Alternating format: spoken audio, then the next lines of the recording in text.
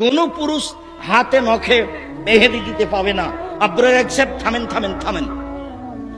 আল্লাহর নবী দাড়িতে মেহেদি দিয়েছিলেন, যার কারণে আমাদের মেয়েরা পায়ে মেহেদি দেয় না।